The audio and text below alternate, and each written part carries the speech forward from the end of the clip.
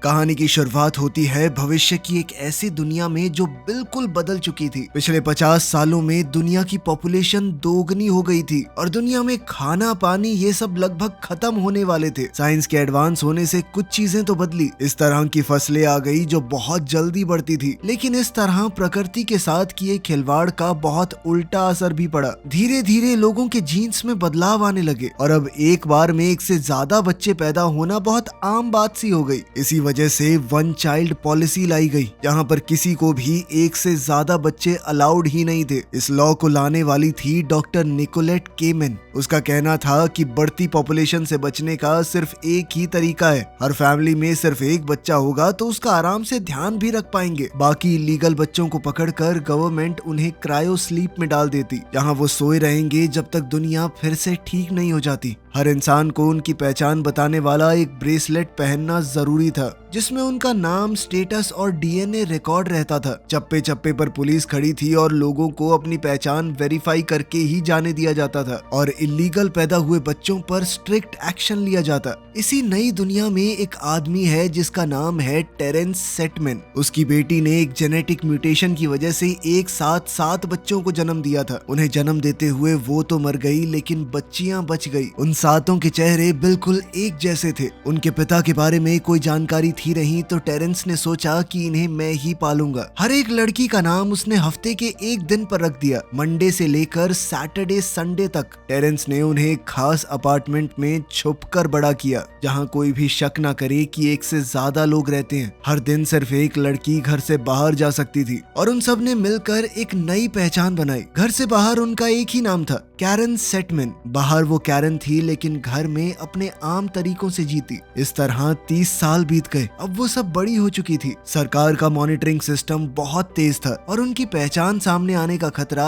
हमेशा बना रहता। हर रात डिनर टेबल पर जो भी बहन पूरा दिन आज बाहर बिताकर आई है, वो सारी चीजें बताती कि आज मैंने ये किया, ये हुआ, ये सब चल रहा है बाहर, ताकि जो अगले दिन जाने वाली है उसे पता रहे और कोई भी गलती ना हो जाए। आज संडे है तो संडे ही बाहर गई। उसने अपना रूटीन पूरा किया, मार्केट गई, एक बड़ा सा नॉर्वेजियन चूहा खरीदा, क्योंकि असली खाना अब मुश्किल से मिलता है। चेक पॉइंट से सेफली निकलकर जब वो अपने अपार्टमेंट पर पहुंची तो चौकीदार थोड़ा कंफ्यूज था। उसने कहा कि कल तो आपने इतनी पी ली थी, आज बिल्कुल ठीक लग रहे हो। संडे ने कोई जवाब नहीं दिया, बस मुस्कुरा कर निकल गई। घर जाके सबने डिनर किया। संडे ने अपना मेकअप उतारा और सबके सामने अपने दिन में जो कुछ भी हुआ सब कुछ बताया, लेकिन मंडे का दिमाग कहीं और ही था। वो कुछ ज्यादा ही सीरियस लग रही थी। संडे ने बताया कि नौकरी पर हम लोगों का प्रमोशन हो सकता है। ये सब फ्राइडे की वजह से हो रहा था, क्योंकि वो उन सब में सबसे ज्यादा इंटेलिजेंट थी। उसे मशीनों का बहुत शौक था। फ्लैशबैक में दिखाया गया कि कैसे टेरेंस ने उन्हें बचपन से ही ट्रेन किया था। उन्हें फिजिकल ट्रेनिंग, मेंटल डिसिप्लिन और छुपने के तरीके सिखाए गए थे। अगर उनके अलावा कोई भी इंसान घर में आता तो उन सबको 1 मिनट के अंदर छुप जाना होता था। सिर्फ एक लड़की को बाहर रहना अलाउड है। जब उन्होंने स्कूल जाना शुरू किया तब से ये कैरन वाला भेष चल रहा है। तब से ये रूल भी चल रहा था कि सिर्फ एक लड़की दिन में घर से बाहर जाएगी। अगला दिन आया और अब थर्सडे की बारी थी स्कूल जाने की। पहली बार इतने सारे लोगों को देखकर वो थोड़ा डर गई। उसके नाना टेरेंस ने उसका ब्रेसलेट पहले ही मॉडिफाई कर दिया था, ताकि उसकी पहचान आसानी से वेरीफाई हो जाए बिना किसी दिक्कत के। स्कूल जाने से पहले उसने थर्सडे को समझाया कि कुछ भी हो जाए अपनी बहनों के बारे में बात मत करना। वही रूटीन आज से 30 साल बाद तक चल रहा है, लेकिन अब हर बहन अपनी अलग पहचान के लिए तरस रही थी। हर किसी के अपने सपने थे, लेकिन उन्हें एक ही पहचान के अंदर जीना पड़ता था। सबसे ज्यादा परेशान थी थर्सडे। उसने एक बार बचपन में चुपके से घर से बाहर निकलने की कोशिश की थी, लेकिन जब वो वापस आई तो चोट लगने से उसकी उंगली कट गई थी। टेरेंस ने उसे समझाया कि तुम्हारी गलती अब सबको भुगतनी पड़ेगी, और फिर सबको अपने हाथ की उस उंगली का ऊपरी हिस्सा कटवाना पड़ा, ताकि उनकी बॉडी एकदम सेम रहे। ये घटना उन सब के लिए बहुत दर्दनाक थी। मंडे ने हिम्मत दिखाते हुए सबसे पहले अपनी उंगली कटवाई। थर्सडे को आज तक उस बात की गिल्ट थी। खैर, अगले दिन मंडे थोड़ा सा बीमार महसूस कर रही थी, लेकिन फिर भी वो काम पर गई। शीशे के सामने खड़े होकर उसने अपना मेकअप किया। चेक पॉइंट पर एक एम्प्लॉय को देखकर वो हल्का सा मुस्कुरा दी। लिफ्ट में उसकी मुलाकात जेरी से हुई, जो कि उसका कोवर्कर है, और उन दोनों में से ही किसी को प्रमोशन मिलेगा। जेरी ने उसे हिंट दिया कि मेरे पास तुम्हारे खिलाफ सबूत है, ज्यादा वक्त तक बच नहीं पाओगी तुम। ये सुनते ही मंडे मंडे का चेहरा उतर गया। शायद जेरी को उसके और उसकी बहनों के बारे में पता चल चुका है। लेकिन उस रात मंडे घर नहीं आई। बाकी सब बहनें थोड़ा टेंशन में आ गई। उन्होंने मंडे का वो ब्रेसलेट ट्रैकर भी चेक किया, लेकिन वो भी बंद था। अब अगला दिन शुरू हो गया, लेकिन मंडे अब तक नहीं आई। अब बारी थी ट्यूसडे की बाहर जाने की। ट्यूसडे ने कहा कि जाना तो पड़ेगा, देखते हैं क्या माजरा है ये। घर से निकलते वक्त उसने थर्सडे से कहा कि सब एकदम नॉर्मल बिहेव करो, मैं कुछ पता करने की कोशिश करती हूँ। बाहर निकलते ही चौकीदार ने उससे कहा कि कल तो मैंने आपको वापस आते हुए नहीं देखा, आप कब आई? ट्यूसडे ने हल्का सा हंसकर कहा कि ध्यान रखा करो अपने आसपास, किसी दिन चोरी हो गई ना नौकरी से निकाल देंगे तुम्हें। इसके बाद उसने अपना ट्रैकर ऑन किया ताकि बाकी बहनें उसके आसपास की बातें सुन सकें। ऑफिस में जाकर उसे पता चला कि कैरन यानी कि उन लोगों को प्रमोशन मिल चुका है, इसीलिए कल रात को सेलिब्रेट करने के लिए वो अपने फेवरेट बार में गई थी। ट्यूसडे ने देखा कि जेरी उसे लगातार देख रहा है। ब्रेक के टाइम पर वो उसी बार में गई जहां पर मंडे गई थी। उसने वेट्रेस से पूछा कि कल कोई और भी था क्या मेरे साथ? वेट्रेस ने हंसकर कहा कि तुम्हें याद नहीं है, तुमने तो बस एक ही ड्रिंक पी थी, और फिर वो तुम्हारा कलीग है ना जेरी, वो तुमसे मिला था। असल में कैरन ने जेरी के साथ जाने से पहले काफी डिस्कशन की थी। उनके बीच एक तगड़ी बहस भी हुई, जिससे बाकी बहनों को भी शक हो गया कि जेरी उनका सीक्रेट जानता है। अब उनके पास कोई दूसरा ऑप्शन तो था नहीं, उन्हें सीधा जाकर जेरी से बात करनी होगी। तभी अचानक ट्यूसडे ने एक ब्लैक वैन देखी। दो आदमी उसके रास्ते में आ गए और उसे चुपचाप वैन में बैठने को कहा। जैसे ही वो अंदर गई, उसके ब्रेसलेट को डीएक्टिवेट कर दिया गया। अब बहनें उसकी लोकेशन को ट्रेस नहीं कर सकती। अब ट्यूसडे को ले जाया गया चाइल्ड एलोकेशन ब्यूरो में। एड्रियन नोल्स, जो इसी डिपार्टमेंट की सिक्योरिटी में काम करता है, उसने उसे देखा और उसके चेहरे पर चिंता साफ दिख रही थी। ट्यूसडे का डर और ज्यादा बढ़ गया जब उसका सामना डॉक्टर निकोलेट केमेन से हुआ। निकोलेट ने हैरानी से कहा कि पूरे 30 साल तक तुम लोग एक ही पहचान के साथ जीती रही, काबिले तारीफ है, काफी मेहनत लगी होगी नहीं? उसने कहा कि तुम्हारे नाना एक बेहद सेल्फिश इंसान थे जिसने 7 बच्चियों को छुपा कर रखा, और तुम सब ने दुनिया के लीगल सिटीजन्स का खाना जो पहले से कम है उसे छीना है। ट्यूसडे ने कहा कि ऐसा कुछ भी नहीं है, आप लोगों को गलत फहमी हुई है, लेकिन इसका कोई फायदा नहीं था। निकोलेट ने तुरंत ऑर्डर दिया कि बाकी 5 को भी ढूंढो। जब ये न्यूज घर तक पहुंची तो बहनों को रियलाइज हुआ कि अब वो 5 ही बची हैं। मंडे और ट्यूसडे अब नहीं रही। फिर उन्होंने देखा कि आर्म्ड फोर्सेस घर के बाहर खड़ी थी। कमांडर ने अंदर आते ही चौकीदार को गोली मार दी और ट्यूसडे की आंख का इस्तेमाल करके वो आसानी से अपार्टमेंट के अंदर घुस गया। बहनें तुरंत सीक्रेट रूम में छुप गई, लेकिन कमांडर ने गेस कर लिया कि सीक्रेट रूम कहां पर हो सकता है। उसने सबको बाहर निकलने का ऑर्डर दिया, लेकिन एक बहन थर्सडे गायब थी। थर्सडे ने अचानक से गार्ड पर हमला किया और एक बड़ी फाइट शुरू हो गई। बचपन से उन्होंने ट्रेनिंग की थी तो बहनों ने मिलकर फौजियों को हरा दिया, लेकिन फौजियों के पास हथियार थे। इस लड़ाई के दौरान संडे को बहुत ज्यादा चोट आई और उसने अपनी बहनों के सामने ही दम तोड़ दिया। अब सिर्फ 4 बहनें बची थी। दूसरी तरफ केमन डिस्ट्रीब्यूशन सेंटर की स्क्रीन्स देख रही थी। उसका मानना था कि ये सब इंसानों के भले के लिए हो रहा है। जब उसे पता चला कि अब तक बहनों को पकड़ने गई टीम से कोई अपडेट नहीं आई तो एक पल के लिए उसके चेहरे पर डाउट दिखाई दिया। शायद पहली बार वो ये सोच रही थी कि मैं सही कर रही हूँ या नहीं। लेकिन उसके असिस्टेंट जो ने कहा कि गलती आपकी नहीं है, उन माँ बाप की है जो इलीगल तरीके से बच्चे पैदा करते हैं। एक बच्चा मिल तो रहा है सबको। निकोलेट ने ऑर्डर किया कि सबको ढूंढो और जेरी को खत्म कर दो। बहनों ने हिसाब लगाया कि जिस आंख का इस्तेमाल करके आर्मी अंदर आई थी वो ट्यूसडे की थी। अब उनके पास कोई ऑप्शन नहीं था। अपार्टमेंट से बाहर निकलते ही उनकी मौत पक्की है, क्योंकि हर जगह भर भर के सिक्योरिटी और डिटेक्टर्स लगे हुए थे। वेडनेसडे, जो कि उन सब में सबसे ताकतवर थी, वो तैयार हो गई जेरी से मिलने के लिए। उन्होंने प्लान बनाया कि वो वेडनेसडे के ब्रेसलेट के अंदर कुछ बदलाव करेंगे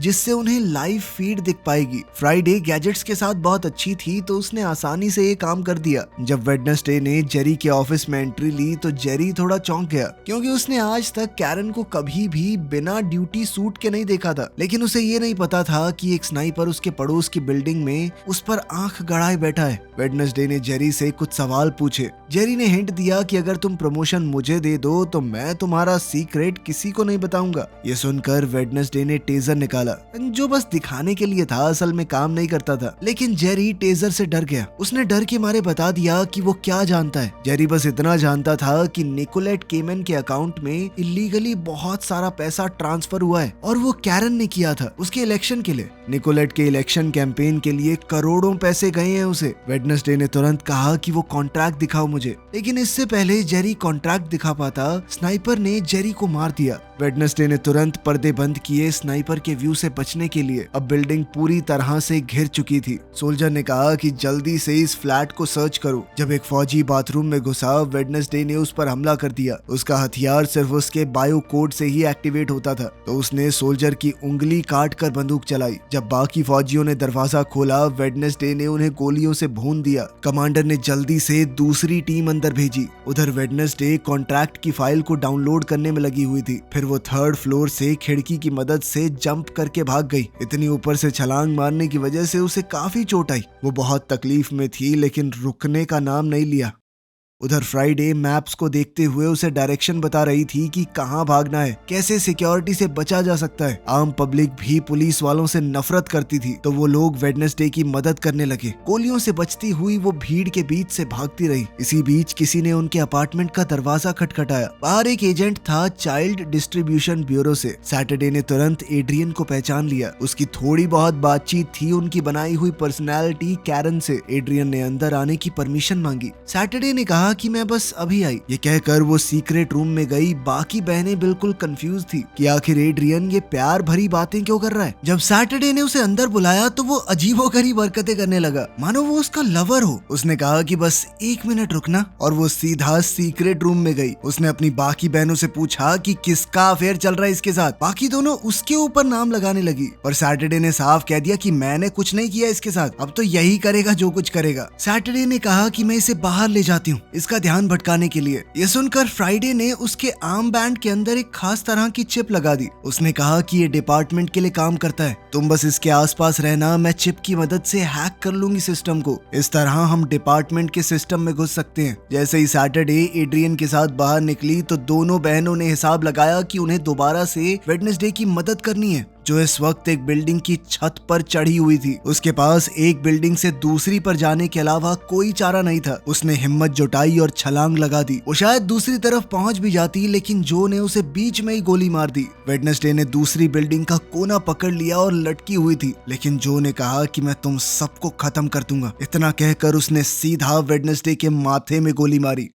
उधर सैटरडे एड्रियन के अपार्टमेंट में पहुंची, जहां उसने एक फोटो देखा। साफ था कि कोई ना कोई बहन तो टांका भिड़ा के बैठी है इसके साथ। एड्रियन ने उसे किस किया और उधर फ्राइडे ने पूरे सिस्टम को हैक कर लिया था। उसने फाइल निकाली जिसमें इलीगल ट्रांसफर का प्रूफ था। कैरन सेटमैन, जो कि उनकी पर्सनैलिटी है, उसने निकोल केमन के इलेक्शन कैंपेन को फंड किया है। बहनें कंफ्यूज हो गई कि हम में से किसने किया है ये। एड्रियन के ब्रेसलेट की मदद से उन्होंने पूरे ब्यूरो के सर्वर से कनेक्ट कर लिया। फिर उसने अपनी जबरदस्त टेक स्किल्स का इस्तेमाल करके क्रायो बैंक के कैमरास को आसानी से हैक कर लिया। दरअसल उसे ये इन्फॉर्मेशन निकालनी थी कि आखिर इतने सारे लोगों को क्रायो स्लीप में कहां सुलाया जा रहा है। कई सारे रूम्स को खोजने के बाद उन्हें एक कमरे में अपनी बहन दिखी। मंडे अभी तक जिंदा थी। एड्रियन को काम पर जाना था। आज का दिन एड्रियन और पूरे ब्यूरो के लिए बहुत बड़ा था, क्योंकि निकोल केमन अपना इलेक्शन कैंपेन आज से शुरू करने वाली थी। एड्रियन और मंडे के बीच कुछ बात हुई, जिसमें पता चला कि एड्रियन सच में यही सोचता था कि ब्यूरो तो बहुत ठीक काम कर रहा है। उसे तो अपनी जिंदगी से बस एक बात का गुस्सा था कि उसकी गर्लफ्रेंड उसे सिर्फ एक दिन मिलती है। ये सुनकर बहनों को तुरंत समझ आ गया कि एड्रियन जिसे प्यार करता है वो मंडे है। अब सबको लगने लगा कि डॉक्टर निकोलेट केमन असल में मंडे को ब्लैकमेल कर रही है, लेकिन शायद जरूर कोई मजबूरी रही होगी उसकी। उन्होंने फैसला किया कि वो अभी जाकर मंडे को बचाएंगे और केमन का असली चेहरा दुनिया के सामने ले आएंगे। तभी एड्रियन के फ्लैट में कुछ फौजी घुसाए और उसे बिना कोई बातचीत किए एक झटके में मार डाला। उनके अपने अपार्टमेंट पर भी हमला किया गया। तो बची हुई बहनें वहां से भागने की कोशिश करने लगी, लेकिन फ्राइडे ने जाने से मना कर दिया। उसने तय किया कि वो यहाँ रहकर सारे सबूत छोड़कर नहीं जाएगी। अगर इन लोगों को हमारी सच्चाई के बारे में पता चल गया तो ये हमें नहीं छोड़ेंगे कभी भी। कहाँ छुपेंगे हम। उसने माइक्रोवेव में कुछ गैस से भरे हुए कैन डाले और सारा डेटा, सारे सबूत अपने ब्रेसलेट के जरिए भेजने शुरू कर दिए। उसका आखिरी मैसेज था कि मंडे को बचा लेना और केमन को वक्त रहते रोक लेना। सोल्जर्स ने जैसे ही गेट तोड़ा एक तेज धमाका हुआ जिसने पूरे फ्लोर को ही उड़ा दिया। थर्सडे शॉक में गिर गई। एड्रियन को रेडियो से धमाके की न्यूज मिली और वो तुरंत कैरन के घर गया। उसने जली हुई बॉडी देखी जिसे देखकर वो पागल हुआ जा रहा था। उसने अंदर जाकर अपने प्यार को बचाने की बहुत कोशिश की लेकिन उसे रोक दिया गया। जब वो वापस अपनी कार में गया तो थर्सडे ने उस पर हमला किया। उसे लगा कि एड्रियन ने ही सबको धोखा दिया है, लेकिन एड्रियन के चेहरे पर कंफ्यूजन के अलावा और कुछ नहीं था क्योंकि उसने तो कुछ भी नहीं किया था। वो सच में मंडे को चाहता था। तब थर्सडे ने उसे बताया कि हम 7 बहनें थी, जिससे तुम प्यार करते हो वो है मंडे, वो अभी भी जिंदा है। ये सुनते ही एड्रियन के अंदर फिर से एक उम्मीद जाग गई। अब दोनों एक साथ हो गए और दोनों ने मिलकर एक प्लान बनाया और प्लान का पहला स्टेप था ब्यूरो में घुसना। उन्होंने ऐसा ही किया। एड्रियन ने एक नकली एजेंट का रोल किया जो थर्सडे की डेड बॉडी को ऊपर ले जा रहा है। अंदर जाकर थर्सडे को उनकी असलियत दिखाई दी जिसे उन्होंने ब्रेसलेट में छुपके से रिकॉर्ड कर लिया। जो क्रायो कैप्सूल थे जिसमें बताया जा रहा था कि हम तो बच्चों को बस सुला रहे हैं, वो असल में जलाने वाली भट्टियां हैं। बच्चों को बेहोश करके जिंदा जला रहे हैं ये लोग। एड्रियन भी ये देखकर शॉक में चला गया। एक लेडी स्टाफ ने जब उसका बैग खोला तो थर्सडे झटके से उठ गई और उस औरत को ही फर्नेस में गिरा दिया। थर्सडे ने तुरंत सिस्टम को एक्टिवेट करके उसका तो मुर्ग अफगानी बना दिया। अब बाकी स्टाफ भी उन पर हमला करने आया लेकिन थर्सडे ने उन्हें भी हरा दिया। वो अपनी बहनों में से सबसे ताकतवर थी। उन्हें वहाँ पर एक और बहन मिली जिसे वो मंडे समझ रहे थे, वो तो असल में ट्यूसडे थी। अब मंडे का कुछ भी अता पता नहीं था। वहीं दूसरी तरफ मंडे केमन के साथ बिल्कुल सेफ थी और अब असल में सच्चाई सबके सामने आई। मंडे तो पूरा टाइम पहले ही केमन के साथ मिली हुई थी और ये सब उसका ही मास्टर प्लान था। उसने अपनी बहनों को जानबूझकर कुर्बान किया ताकि वो अकेली कैरन सेटमैन बनकर रह सके। वो एक दिन नहीं बल्कि पूरा हफ्ता अपने लिए चाहती थी। थर्सडे अब बिल्कुल कैरन वाला भेस बनाकर केमन की कैंपेन इवेंट में चली गई। वहीं एड्रियन और ट्यूसडे ने मिलकर एक नया प्लान बनाया। ट्यूसडे ने एड्रियन को एक फेक हॉस्टेज बनाया ताकि गार्ड्स कंफ्यूज हो जाएं। उधर स्टेज के पीछे थर्सडे ने मंडे को देख लिया और सब कुछ साफ हो गया। उसे बहुत बड़ा धक्का लगा क्योंकि बहनों ने मंडे को बचाने के लिए ही अपनी जान दांव पर लगाई थी और वो उन्हें यहाँ पर धोखा दे रही है। और अपने इमोशंस पर काबू रखते हुए वेडनेसडे ने काम पर ध्यान दिया। उसने डेटाबेस एक्सेस करके लाइव स्ट्रीम चालू कर दी। पूरा सच दुनिया के सामने आने वाला था। मंडे को जब इस बात का पता चला तो उसने थर्सडे को रोका और कहा कि मैं एड्रियन से प्यार करती हूँ। कैरन सेटमैन हम में से सिर्फ एक ही हो सकती है। अब दोनों बहनों के बीच में लड़ाई शुरू हो गई। बाहर केमन लोगों को अपने प्रोग्राम के बारे में झूठ फैला रही थी। उधर एड्रियन भी गार्ड से लड़ रहा था और अंदर बहनों के बीच जबरदस्त लड़ाई चल रही थी। एड्रियन ने सभी गार्ड्स को एक एक करके धूल चटा दी। उधर दोनों बहनें एक दूसरे को काफी चोट पहुंचा चुकी थी। अब उन दोनों में से एक कैरन बनकर क्राउड के सामने चली गई। तब तक लाइव स्ट्रीम पर सब कुछ चालू हो गया था। पूरी दुनिया ने देख लिया कि डॉक्टर केमन असल में क्या कर रही है। वो जिंदा बच्चों को जला रही थी। ये देखकर सब लोग पूरी तरह चौंक गए। केमन भी ये देखकर अपने होश लगभग खो चुकी थी। वो बस लोगों को संभालने के लिए इतना कह पाई कि उन्हें कोई दर्द नहीं हुआ। फिर कैरन सेटमैन ने अपनी विग उतारी। वो थर्सडे थी। तभी मंडे वहाँ पर बंदूक उठा कर आई, लेकिन इससे पहले वो गोली चला पाती जो ने उसे गोली मार दी और उसी वक्त एड्रियन ने गोली चलाकर जो को मार दिया। मंडे अब अपनी आखिरी सांसें ले रही थी। उसे वो दिन याद आया जिस दिन उन्होंने अपनी उंगलियां काटी थी। उसके नाना रोते हुए कह रहे थे कि मैं तुम सबको सिर्फ बचाना चाहता था। ट्यूसडे ने मंडे का हाथ पकड़ा। मंडे ने कहा कि मेरे बच्चों का ध्यान रखना। एड्रियन बुरी तरह रो रहा था। उसने मंडे से कहा कि मुझे छोड़कर मत जाओ प्लीज, लेकिन वो मर चुकी थी। इसके बाद लोगों ने प्रोटेस्ट किया और चाइल्ड डिस्ट्रीब्यूशन लॉ को हटा दिया गया। निकोल केमन इस वक्त हिरासत में थी। हो सकता है उसे मौत की सजा मिल जाए। वहीं मंडे के ट्विंस को एक आर्टिफिशियल मशीन में रखा गया था। डॉक्टर्स ने ट्यूसडे की आंख को सही कर दिया, लेकिन अब उसने अपना नाम बदल कर टेरी रख लिया। थर्सडे ने वही अपना पुराना कैरन सेटमैन नाम रखा। वो ये भी समझ गई थी कि उनकी बहन मंडे उनसे नफरत नहीं करती थी। वो जो भी कर रही थी सिर्फ अपने बच्चों को बचाने के लिए था। वीडियो पसंद आई तो लाइक कर देना, चैनल को सब्सक्राइब कर लेना। मिलते हैं अगली वीडियो में।